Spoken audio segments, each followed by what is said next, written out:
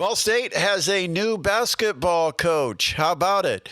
They are going to enter a new era of Ball State Cardinals basketball, and the new coach comes to the Cardinals from SMU, where he was an associate head coach, and he now has taken over a program after it was under the guidance of Michael Lewis for the last few years. So it's going to be up to the guests that we have right now on the show. Chris Capko, welcome to Indiana, and congratulations on being the next Ball State head coach, the 21st in Cardinal history. The 21st. Thanks for having me, Brett. Glad to be here. All right, so you know how the process works. A job opens up. All of the media is going to try to speculate on who the next coach is going to be. And of course, all eyes pointed directly at you because of so many connections to Indiana. Actually, not. But the process often involves some connection along the way, whether that's through an athletic director who worked with a coach who worked with you. Somehow there's connections. And I'm just curious, since you do come to Indiana, you've not coached in the MAC, you've not coached with Ball State, you've not been a Ball State player, you've not played in the MAC, you don't have Indiana connections. How was that process? How did you end up being the name that eventually surfaced at the top of the list? Brett, you probably know better than I do. Honestly, jobs hire search firms, right? And all I know is that the search firm that was conducting this particular search have reached out and asked if I had interest. Now, Jeff Mitchell, the AD, have mutual friends, but I'm sure he has mutual friends with a lot of the candidates, right? So all I know is one day the search had reached out to me and asked if I would have interest, and I told them that I would. Um, One of my stories with the job was I actually have kind of a long-standing familiarity with Ball State because Theron Smith, who played there and had a really good career, played in the NBA, was from my area. He was actually 3 years older than me, played at one of my rival high schools, and when I was a freshman, he was a senior. And so when he went to Ball State, it was like my first kind of familiarization, how whatever you want to call it, with Ball State. And so I had been familiar with the MAC and with that job ever since. Now I didn't know the nuances or anything like that. So, but they asked me if I was interested. I said yeah, and then it's amazing how it worked out. And I'm fortunate to be here. I told the story to Jeff after the fact. But I interviewed and I didn't think I actually had a chance at the job because of all the stuff you just mentioned. Um, but decided to go through it because hey, you never know, and the hey, you never know actually worked out for me. So here I am. I think a lot of times we go through interviews and there's always that one question that, if you can ace that question, Mhm. you've got a real shot. Did one thing stand out that you knew you had to prove or you had to convince whoever? I don't know if you were interviewing with the athletic director, the president, who it was, but Yeah. was there one particular thing that you thought, if I can win them over on this particular topic, I can get this job? Yeah, I don't think it was that, but I've actually spoke at something at the Final Four this past weekend, and one of the things I told was what I did think helped me was is at SMU this toward the end of the year, probably with like 3 weeks left, our AD came to me. I was our de facto GM. I would keep our kind of our salary cap on my laptop and work closely with my boss on that. Just kind of keeping all the figures and all the incentives, bonuses, everything that goes into a contract on my laptop. And my AD came to us at the end of the year. Was like, hey, I need this analysis for our stakeholders in the program, why we're spending our money on what we did, and how much money we spent on this person, why we did that. What metrics or what data did we come to the conclusion, or what data, what metrics were out there that helped us conclude that this guy was worth this type of money, right? And then, hey, let's try to set a budget for the following season. What are we going to target? How much money do we need? So on and so forth. So I did this big analysis, and it hit me like, hey, this is the stuff that ADs realize, and this is the stuff more than anything. Now that we have external stakeholders in our program, right? They want to know, I think a lot of them, they see basketball. I don't know if they can necessarily talk basketball, but what can really resonate with them is business, right? And that part of it. And I'm not saying my AD or anyone is like that. I was just saying in general, like I think this is what really resonates with them. And the business of trying to raise money is at a demand more than it ever was, right? Because you're trying to do, back 10 years ago, it was just facilities and maybe how you traveled and stuff like that set you apart. But now you got to raise money to continually pay your guys year after year. It's never been more important. On top of maintaining facilities, on top of paying staff, on top of how you travel and stuff like that to kind of keep up. And so, um, I thought I really did a good job of touching on and articulating how I was going to structure my rev share and my salary cap, um, and try to articulate the best way I can. And I thought my AD and the president, I thought we both, hit on that stuff and were aligned on that stuff pretty well. And I thought they could see how I was going to do things and how I do plan on doing things. And I think that was a big benefactor into it. On top of it, I thought we connected in a lot of ways, my vision and their vision. And it felt, the more I went down this process, the better I felt about the leadership there, that they were going to do what they could to allow us to compete. Who'd have thought that 4 or 5 years ago we would be talking about a head coaching job referring to salary cap and, Yep. and managing of Yep. the salary cap?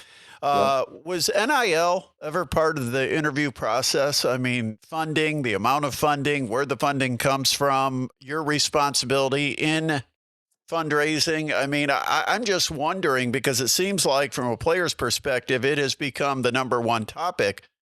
But how Yep. important is it from the coaching side? Well, if it's important to the players, it's important to the coach. So it's pretty important. Most people will say, hey, money's not the end all be all, but I feel like it does come down to it. It's important, right? I mean, like, my thing as I was looking for jobs is, or as I was interested in jobs, I was lucky that I could be patient, patient to an extent, right? Now I couldn't be picky, but I could be patient. And I was looking for just a place that cared. There was alignment, and they were just going to try. And to say, hey, I needed the most resources in the league, I didn't think that was going to be realistic. But I wanted at a place where we could be competitive, and I feel like I found that. And you have to be competitive. You can't have nothing, right? If you have nothing, you have no chance. And so that's the biggest thing. Is I do believe sometimes it's not the end all be all. If you're talking incremental numbers, right? But there's going to be certain times where we're just out of the league of a recruiting battle because we just don't have that type of financial, uh, just finances to be able to pay that type of money. But you still got to recruit. I think more on top of anything, you really got to evaluate, really, really evaluate, and that's where we've tried to be pretty analytical in terms of making our decisions. Try to use as many data points as we possibly can to come to the most rational decision we can. So the external stakeholders of our program are happy with how we've spent the money. We're not spending it lazily. We're not. We're not being lazy about it. We're trying to be as detailed and as analytical as possible, combine that with our gut instincts and our intuition, and hopefully make really good decisions and sound decisions with how we spend. I've heard some coaches talk about the transfer portal as being speed dating, where you've got to Mhm. really get to a guy quickly. It's not like the old high school recruiting where you had a couple of years to kind of build a relationship. You had to meet somebody, you had to evaluate them, they had to evaluate you. The Yep. process moves fairly quickly, it's highly competitive in a very short period of time. What is, in your short time that you've been at Ball State, what's your secondary pitch? Past the money, what are you pitching to get players to come to? And maybe you haven't even made that pitch yet. I know the portal doesn't officially open. You've got some grad transfers and stuff in there, but what is your pitch for Ball State? Well, the first thing is been trying to retain some of our guys, and I don't want to throw their names out there yet, but we have had two who said they're coming back, and so I've been really pumped up about that. And the biggest thing has just been spending time with them, and that's not a pitch, but they want to know me, right? And so I think they've wanted to get to know me, and I've wanted to get to know them. I didn't want it to be transactional. I wanted people who wanted to be at Ball State, and those two in particular did. The second part of it has been just style of play, and I'm a first time head coach, but what I can point to is the styles that I've been around. At SMU last year, I think we were second in the ACC in points per game, first in 3-point efficiency, first or second in assists, and we were one of the top 20 most efficient offenses in the country. And so I pitched that to Jeff Mitchell and President Mearns in terms of my interview process, that I did want to play a particular way offensively. I did want to play with more of a pace. I did want to play more of a modern basketball game. I did want to shoot more threes. I wanted to play with more space. And I actually have video evidence to back up how I want to do that, right? So that's been my pitch. On top of it, one of the things I've been blown away, Brett, is when I got here, and even in my short time, like in Indiana, where I'm from in Florida, and spending time out in the Pac-12, you can tell early on that just sports means more here. And you can tell in particular basketball means more in Indiana than it does. I had more people at the Final Four who were Indiana Purdue fans. I'm a nobody who would stop me and say, "Hey, congrats on the job. Good luck."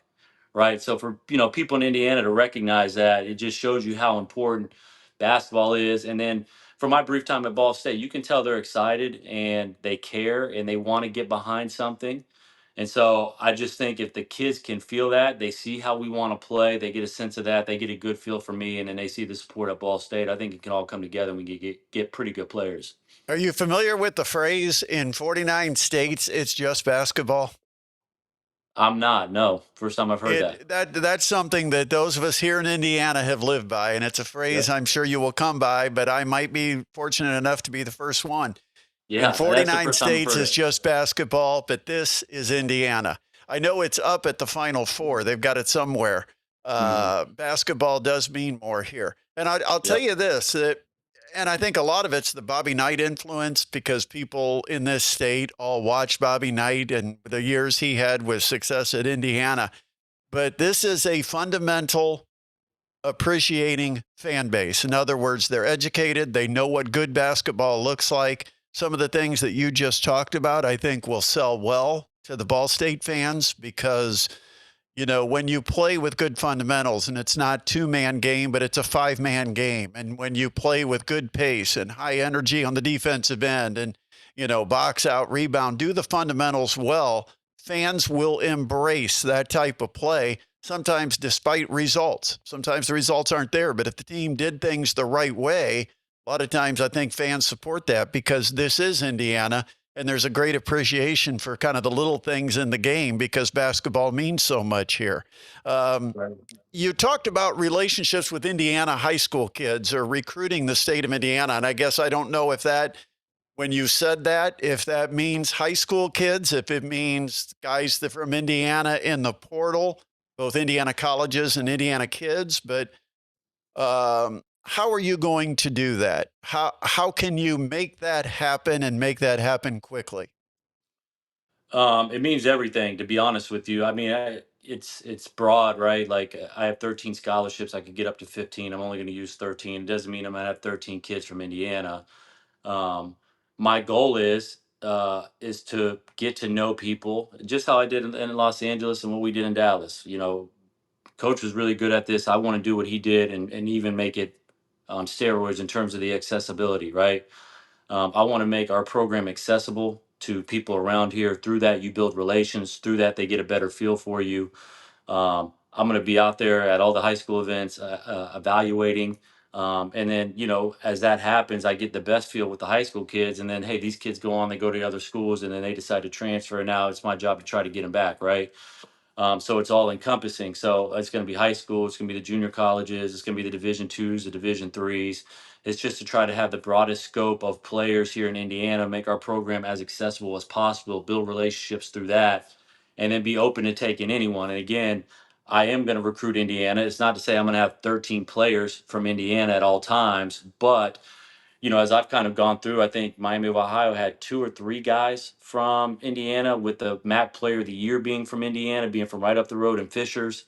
Um, there's good players who are all throughout the MAC around here, and there's good players who go to all these other places who are around here as well. So I want to make, I got to make sure I identify that. That's part of the job. I know I have to do that.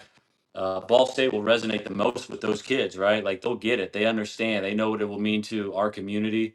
And so to do that as quick as possible, to answer your question, start with the high school kids right away. It's starting with anyone from Indiana who hits the portal right away. And then hopefully, as we start to build this up and we can win more games, hopefully the kids in Indiana, that resonates even more with them. We've built the relationships and we've made our program accessible. And that's how you start to tie it all together. I've always been a guy that believes a coach needs 3 to 4 years to build his program.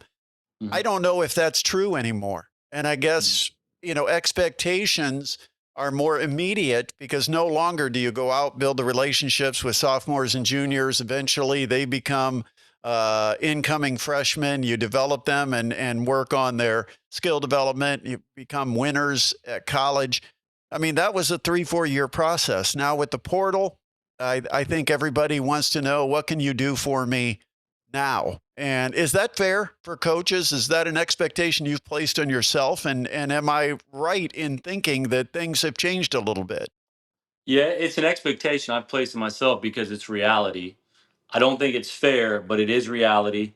Um, I think coaches realize how hard it is. I don't think most people do realize how hard it is.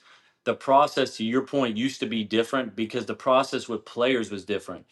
Even at this level, you would have kids for 3 years, 4 years, and you could see the development through and through their continuity. You had a better sense of how to build around guys in your team, right? You were retaining 6, 7 guys. You used to only have to go get 3 or 4. Now, like I have, I'm gonna have to get 10, 11 players, right? So, you think you see guys and you think you've evaluated properly, but there's going to be a whole nother evaluation process when you get them all together and you gel them. And that's when you really get to know your team, is when you see them every day and you're around them every day. And when you got to continuously do that every year over and over, it's hard to build continuity like that. It just is. And then you got to hit all the time on your evaluations, and you got to sign more. So you have to be more consistent with how you evaluate, as opposed to when you just had to sign four and you really knew what you were bringing back.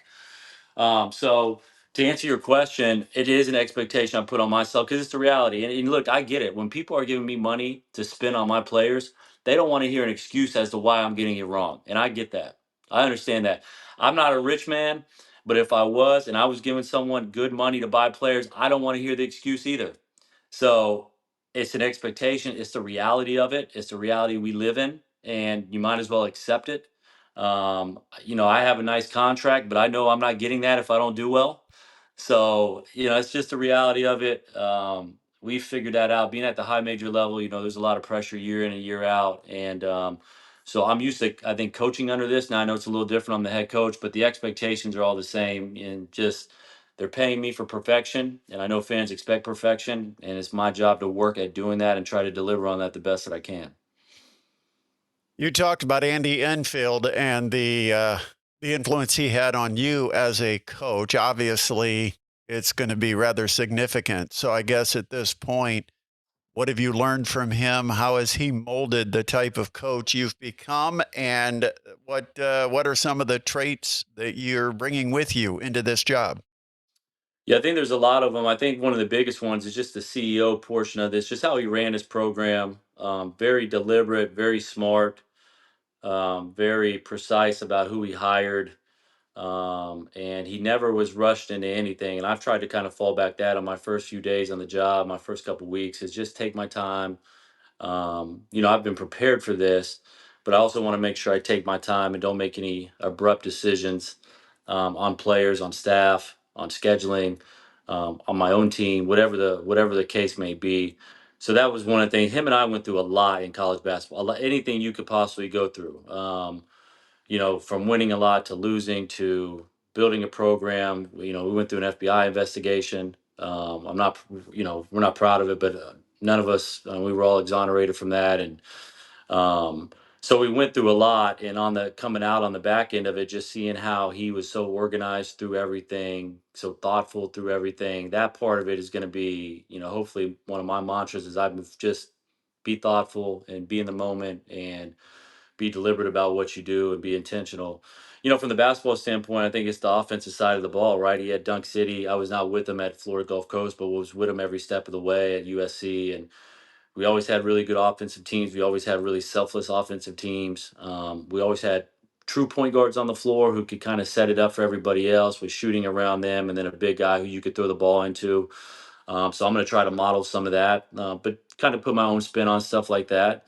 So and then the same way with evaluating kids, we really put a big effort into the vetting process and making sure we brought the right type of people who fit us and fit his personality and who can fit my personality now. But vetting to make sure we brought good kids in our program who we like coaching and we like showing up to work every day, because ultimately we felt like those are who you win with. Among other coaches externally, coaches maybe you didn't work for, Mhm. um, is there a coach that has influenced you with their style, their ideology, something you want to kind of pattern your team on the court to do things that you've seen other programs do? I want to. Uh oh, we just lost you. I don't know where you went. Hopefully, you'll get back. Hopefully, get connected. Man, I'm hoping. I'm hoping we get connected. Um, we'll have to see if we can get connected with Chris Capko, new coach of the Ball State Cardinals, joining us here with the Sports Rush. And by the way, if you are checking us out, make sure you subscribe, like, and give us a thumbs up because we'd really love to have you on our channel as a regular subscriber. But we have got Coach back. Sorry about that, Coach. Not sure what happened, but glad to have you back. And we were talking about maybe externally programs that you've seen that you've respected or you like the way they do things that maybe you want to incorporate into your program. Oh, now I don't have volume. I don't know if you're muted.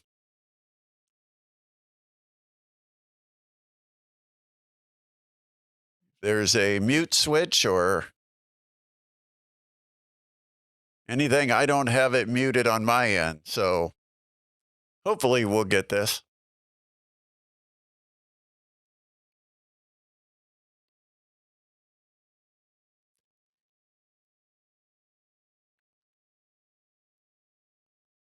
Try to do the reconnect. See if that works. All right. See, this is why we don't do it live because it's easier when you don't do it live if you have a technical issue. And unfortunately, we've got a technical issue that's come up with Coach. And not sure exactly what's happening, but hopefully he'll be able to jump back on. Once again, tonight is the end, or well, as we tape this, I guess I'm not actually live. So as we tape this, we're going to be watching the national championship tonight. So no national championship questions because the game hasn't been played yet. But we're looking forward to that.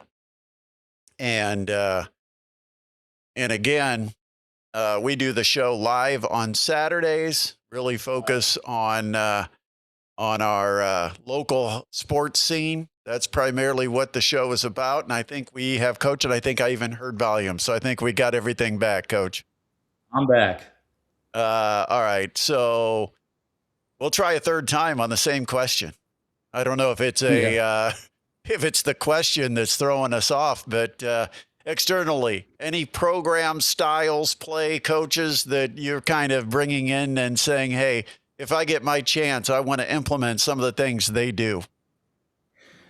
Yeah, no one particular program, but I have watched enough basketball at this point that I am going to take some of the stuff I've seen from a lot of people and try to implement that. And but no, not one person. I mean, there's so many good coaches. I'm a big fan of Matt Painter.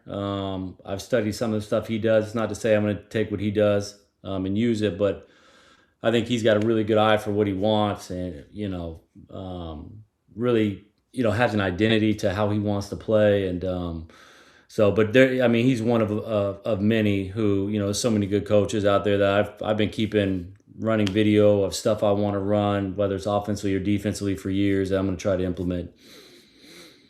Um, you also talked about having patience and building your staff and how important that is. So I guess I should ask, where's the process with your staffing? Yeah, I've finished it. So I've hired.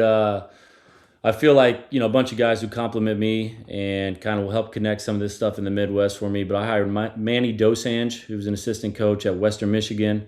These past 4 years, was a GA at Michigan State before that. He's from Toronto and has recruited a lot in the Midwest. I retained John Clancy, who's on staff at Ball State last year. Was a former head coach at Triton College. Was only at Ball State for 1 year.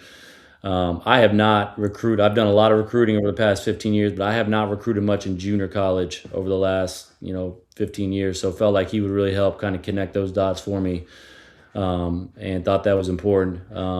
Hired Persian Williams. Persian and I worked together at Georgia Southern. He was at Georgia Tech last year, a really good friend of mine.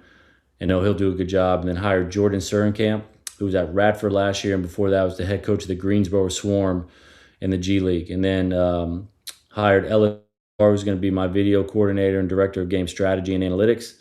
And then Baruch Asfal will be my director of ops. So I worked with those two prior to during my time at USC.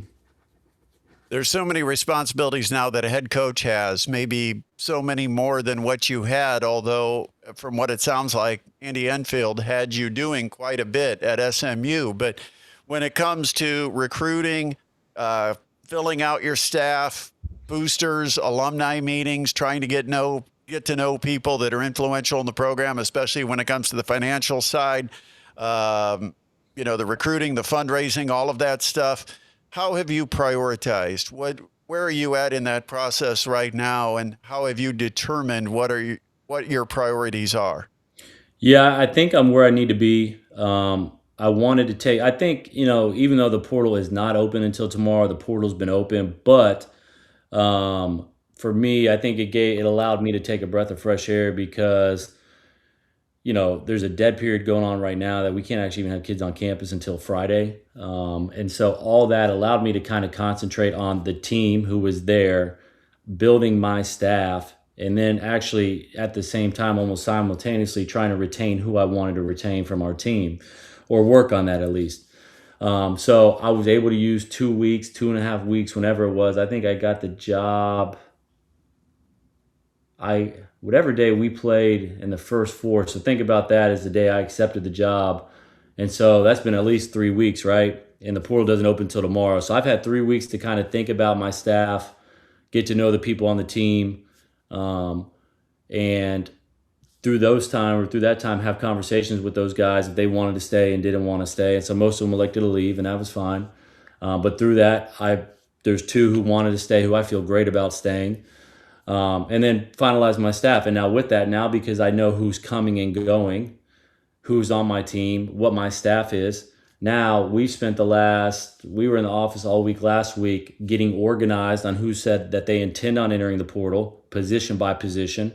And tomorrow, with it being the first day we hit the portal, I think we have like 8 Zooms set up throughout the day. We have another 4 or 5 of them on Wednesday. And then hopefully we'll be able to get people on campus on Friday, as our goal to first day we can have kids back on campus, that we have official visits and start to move on that. So I think we're in a really good spot in terms of we're organized going into the first day of the portal of people that we want to recruit, that we want to bring to campus for visits. And then the next part of that becomes closing on that. A couple of fan questions, because I've got some friends that are Ball State alumni that are still big fans, How about and that? I have fans. We have fans. they've been rather disappointed over the last decade or 15 years or so, because Ball State basketball used to be a real source of pride, filling Worthen Arena. They talked about the crowds of 7,500 plus that would regularly fill that place. Crowds have been a couple of thousand, maybe 2,500. Uh, and it's been that in all of mid-major basketball. That's not just something that's isolated to Ball State. But as a head coach, what can you do from that side of it to create atmosphere, environment, and get fans to come to games? How important is it, and what can you do as a head coach to make it happen?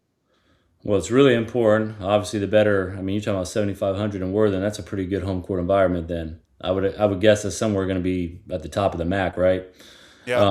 If we could get it there. But two things. One, I touched on it a lot through the interview process, and we talked a little bit about it. Is one, accessibility and people getting to know us, the community getting to know us. Um, just like I don't think one wants to support a team that's not winning, or two, people they don't like. And I think the more they get to know myself, my staff, and the kids that I bring within my program, the more they like them, the more they're going to come and they're going to root on and show up and show out, hopefully. I think the second part of it is we got to put a winning product on the floor. I can be accessible and people can like me, but if we're not winning, it just doesn't matter. And so that's where I have to fall back on my experience of recruiting. Finding talented young men, good young men, who will play the way I want us to play. Hopefully, I interviewed on that we're going to play an exciting brand and we're going to try to play with pace and shoot the ball and have skilled guys all over the floor. And if we can do that and we win some games, I think those two go hand in hand, right? Putting a good product on the floor and then people being accessible to our program and really feeling good about the kids we have on our community or in the community and our program. And hopefully those two tie together and we start to draw and bring some good crowds. And hopefully if we're competing for MAC championships and playing important basketball in February and March, that will bring them out too. But I think there's going to be a process to that. And it starts with, again, having some accessibility, and then two, just them liking the product that they see on the floor. And that goes back to me having to recruit talented youth. As a fan that I talked to, they also interested in the future scheduling as far as philosophy or where the schedule is for next year. Where are you picking it up from? How much control do you have over next year? And do you have a philosophy on who or how you want to schedule? I did scheduling at the I did scheduling for coach for the last 15 years or however long I've been with him for now at this point. So I've been involved in a lot of scheduling. So for next year, I'm inheriting a lot of it. You know, the Mac's going to 22 games. Then we have a Sun Belt Challenge, so that's two games. One that we play on the road, one that we play at home. So that's 24 of my 32 games. Then I'm inheriting a series against Evansville, a series against Indiana State, a series against Southern Indiana, a series against Campbell, and there's one, oh, and a series against South Dakota State. So I'm inheriting 5 games, which leaves me with 3 of my own to schedule. And I'm going to take my time with those and see how my team comes along and how I feel about my team. How you schedule, so my philosophy is this: how you schedule is based on what you feel like your team can handle, right? And hopefully, the better we get, we can start to maybe schedule a mid or a high major or get a game where we can bring a really name-worthy opponent into Worthen. Now, some of those teams won't want to play us if we get too good, right? So there's always that delicate balance of that. But each year is going to be a different. I do want to try to play some teams in Indiana. To be honest with you, I did kind of like inheriting some of these. I don't know if they're natural rivalries or not, but some of these local schools. Um, there's an arena. You know, we were doing all these neutral site games when I was at SMU or USC. There was an arena on my way to the airport from Muncie. I think it's called like Innovation Mile or something like that. Yeah, Do you know what I'm talking about? it's now got corporate sponsorship, so we should Yeah. probably mention Riverside Health arena. You know how that Yeah. is. You got Yeah. to make the sponsors who are putting out the millions of dollars happy. Yep. So I wanted to. Someone had thrown that out there. Maybe we should play a game there. Like I'm open to going anywhere and open to anything that makes sense and playing other teams in Indiana. So I'm open to that, and it will be dictated by how good I think our team is and where we're at in the process. Like how we schedule in year 2, maybe will probably be different than year 3. How we schedule in year 3 will hopefully be different than how we schedule in year 2. But each team, the challenge of it is trying to find a schedule that balances what you think your team can do, right? And with me having so many new pieces, I don't want to, and inheriting so much, I want to take my time on the last 3 and see how the roster comes along before I kind of finish that. Just to get to know you and in full, as you said, you wanted full transparency, full access. Got to ask you about your family because we mentioned it just before we came on and started recording that you've got 3 kids. That keeps things pretty busy. What was the reaction for the kids? Do they understand the move to Indiana? Were they aware of Indiana on a map before they came here? What's the whole family situation like? And go ahead and tell us about your kids and how old they are. My oldest is 4.5, a little more than 4.5, and she's old enough to comprehend we're moving, but she doesn't quite, I think she gets it, but she doesn't get it. You know what I mean? And she still refers to Indiana as Indiana. And so, this is going to be her third move, probably the first one she'll remember a little bit. Um, then we have an 18-month-old named Asa, a boy, and then we just had another boy named Benny who's 25, 26 days. So we're busy. My wife, actually, she's from the Midwest. She's from Ohio, Southern Ohio. Her sister still lives in Columbus, so that will get us closer to her. and she's actually a MAC graduate. She went to OU, so she's no longer allowed to give to OU. She has to give to Ball State, and we got to keep money in the family. But yeah, that's my family. My wife's excited. She's excited to get back to the Midwest and get closer to some family. But yeah, that's my family. That's my group of three, and they're excited. I know two of them, the two older ones, came up to the press conference. The youngest one, we felt like was probably too young to travel, and they had a blast. Everyone took them in. Everyone was great to them, and they enjoyed their time here. So Is the wife taking care of the real estate needs? Is she the one that gets to pick out the new house?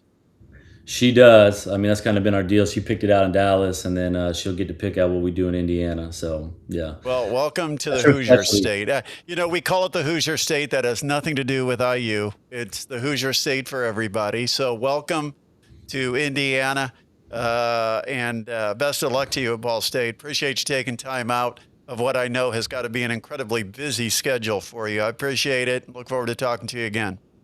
Thanks so much, Brett. Appreciate you, man. Yep, absolutely. It's been a real blast talking to you. That is Chris Capko,